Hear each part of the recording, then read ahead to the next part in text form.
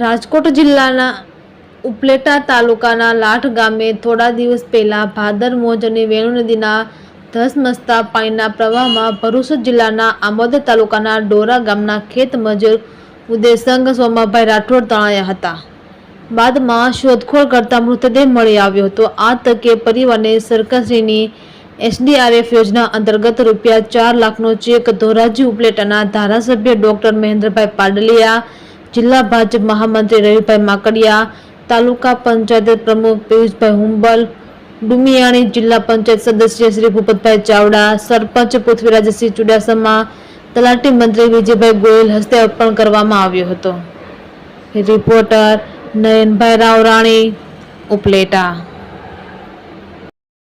પૃથ્વીરાજસિંહ ચુડાસમા, લાઠ સરપંચ.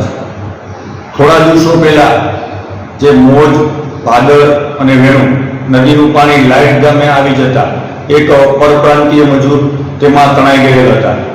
જે મજૂર ભરૂચ જિલ્લાના આમોદ તાલુકાના ડોરા ગામનો વતની ઉદયસંગ સોમાભાઈ રાઠોડ, ઉંમર વર્ષ 55, તેઓ તેમાં પાણીમાં ગરકાવ થઈ જતા તેમનો મૃતદેહ મળી આવેલ હતો. તો તે દરમિયાન સરકારશ્રીની SDRF યોજના અંતર્ગત આજરોજ તેમના પરિવારને સરકારશ્રી દ્વારા રૂપિયા 4 લાખનો ચેક અર્પણ કરવામાં આવેલ હતો.